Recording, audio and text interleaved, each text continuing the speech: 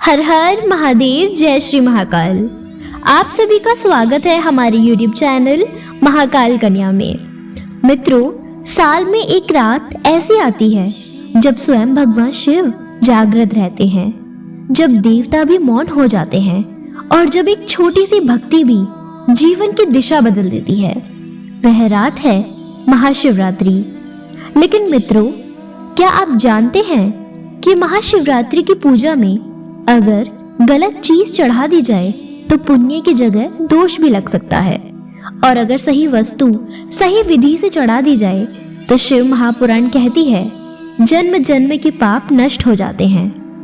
आज की यह कथा सिर्फ क्या चढ़ाए नहीं बताएगी, बल्कि यह भी बताएगी कि क्यों चढ़ाएं, क्या भूलकर भी न चढ़ाएं, शिवलिंग का रहस्य, महाशिवरात्रि का महत्व, व्रत क्यों जरूरी है और वह गुप्त नियम जिसे न मानने पर पूजा का फल नहीं मिलता।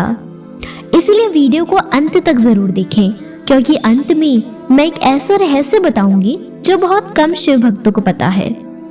मित्रों, शिव महापुराण में वर्णन आता है कि महाशिवरात्रि वह रात है जब सृष्टि का संहार और सृजन एक साथ होता है। इसी रात भगवान शिव जी निराकार से साकार हुए।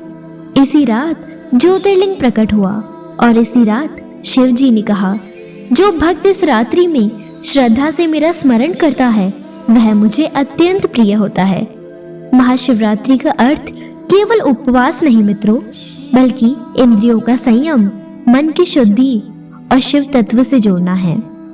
दोस्तों, शिव महापुराण में स्पष्ट कहा गया है, जो भक्त द्वारपालों की पूजा किए बिना सीधे शिव जी की पूजा करता है उसे पूजा का पूर्ण फल नहीं मिलता। इसलिए महाशिवरात्रि की पूजा में सबसे पहले द्वारपाल को प्रणाम करें, दीपक या जल अर्पित करें और उनसे अनुमति मांगे। इसके बाद ही शिवलिंग की पूजा आरंभ करें। मित्रों, शिवलिंग कोई मूर्ति नहीं, यह ब्रह्मांड की ऊर्जा का प्रतीक है। शिवलिंग पर चढ़ाई गई हर वस्तु मन, शरीर और कर्म तीनों को प्रभावित करती है। इसीलिए हर चीज चढ़ाने का नियम और कारण है। दोस्तों, अब जानते हैं शिवलिंग पर क्या चढ़ाना चाहिए। सबसे पहले और सबसे प्रिय बिल्वपत्र। शिव महापुराण कहता है बिल्वपत्र के 3 पत्ते त्रिदेव, त्रिगुण और त्रिकाल का प्रतीक है। बिल्वपत्र चढ़ाने से पाप नष्ट होते हैं, मन शांत होता है और संतान सुख प्राप्त होता है। ध्यान रखें मित्रों, बिल्वपत्र टूटा हुआ या सूखा ना हो। दूसरा, धतूरा। धतूरा शिव जी को अत्यंत प्रिय है, क्योंकि समुद्र मंथन के समय विष का प्रभाव शांत करने में इसका प्रयोग हुआ था। धतूरा चढ़ाने से भय दूर होता है, नकारात्मक ऊर्जा नष्ट होती है और अकाल मृत्यु का भय कम होता है। तीसरा, आग का फूल और पत्ता। आग का फूल त्याग और वैराग्य का प्रतीक है। शिव महापुराण कहता है आग अर्पित करने से रोग दूर होते हैं और मानसिक पीड़ा समाप्त होती है। चौथा, पंचामृत।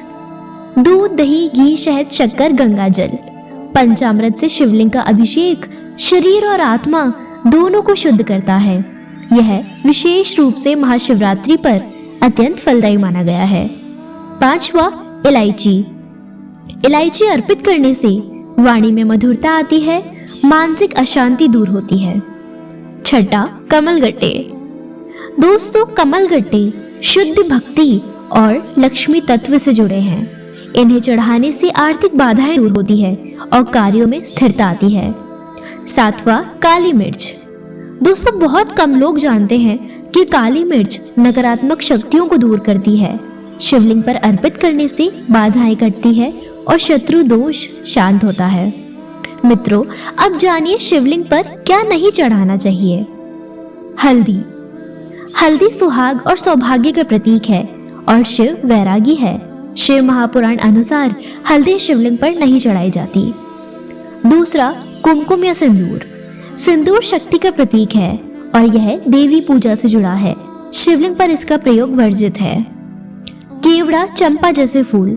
इन फूलों में राजस गुण अधिक होता है, जो शिव तत्व से मेल नहीं खाता। मित्रों, महाशिवरात्रि का व्रत शरीर नहीं मन का व्रत है। शिव महापुराण कहता है जो भक्त इस दिन सच्चे मन से व्रत करता है उसे मोक्ष का मार्ग प्राप्त होता है। व्रत में फलहार, जल और ओम नमः शिवाय का जाप अत्यंत फलदायी है। महाशिवरात्रि सिर्फ एक पर्व नहीं है मित्रों, यह शिव से मिलने की रात है। अगर आपकी भक्ति सच्ची है तो शिव जी आपको जरूर सुनेंगे।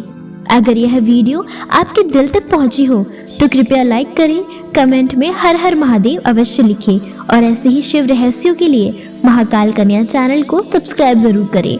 महादेव जी आप सभी पर कृपा बनाए रखें। जय श्री महाकाल।